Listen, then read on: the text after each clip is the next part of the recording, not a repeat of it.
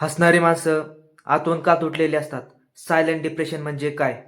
आज तुम्हाला मी एक प्रश्न विचारतो. तुम्ही समाजात वावरत असताना किंवा जगत असताना आपल्यामध्ये एक असा व्यक्ती असतो जो की आपल्याला नेहमी हसवत राहतो, खेळवत राहतो, गप्पा गोष्टी मारत असतो. पण एकांतात गेल्यावर तो निराश वाटतो, एकांतात निव्वळ बसतो. नेमकं हे कशामुळे होतं? याला सायलेंट डिप्रेशन म्हणतात. माणूस कदाचित तुम्हीही असू शकता. कारण की सायलेंट डिप्रेशन हे स बऱ्याच जणांना होऊ लागलेलं आहे.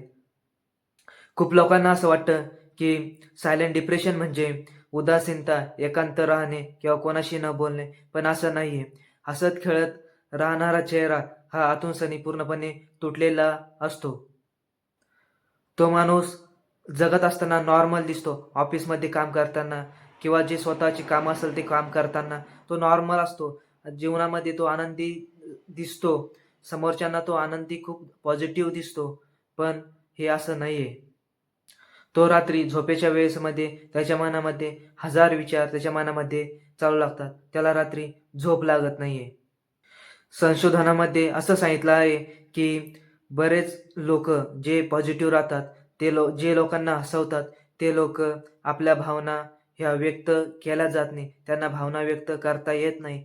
ते कारण आपल्याला लहानपणापासून सवय लावलेली असते, की तू रडू नको, तू स्ट्राँग आहे. तू समाजामध्ये वावरत असताना कोणाची चेष्टा करू नको, तुझे दुःख कोणाला सांगू नको.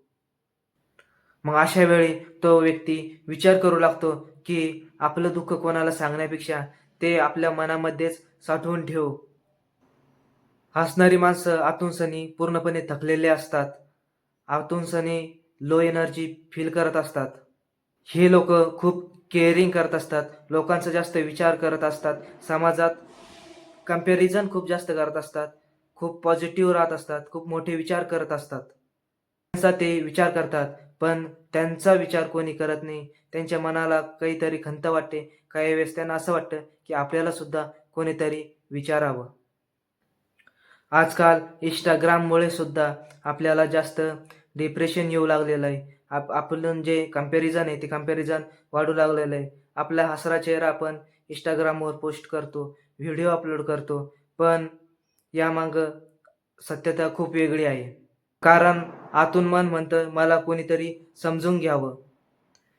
कारण सायलेंट डिप्रेशनमध्ये माणूस कोणाची मदत मागत नाही. त्याला असं वाटतं, की आपल्याला लोक जज करतील, लोक आपल्याला नाव ठेवतील.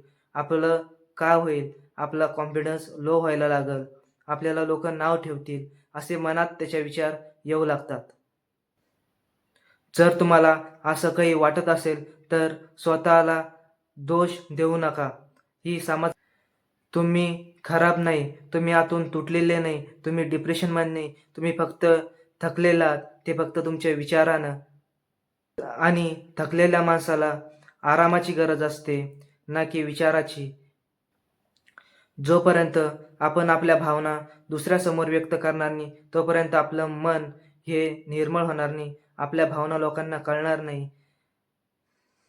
कारण की आपलं दुःख जोपर्यंत आपण दुसऱ्याला सांगत नाही, तोपर्यंत ते कमी होत नाही. त्यामुळं साठलेलं दुःख बाहेर काढा आणि सायलेंट डिप्रेशनपासून वाचा. लक्षात ठेवा, सगळ्यात मोठी गोष्ट म्हणजे जोरजोरात हसणारे लोकं किंवा आनंदी दिसणारे लोकं आतून सनी तुटत जात असतात. त्यामुळं सावध राहा आणि समाजाचा विचार करणं बंद करा.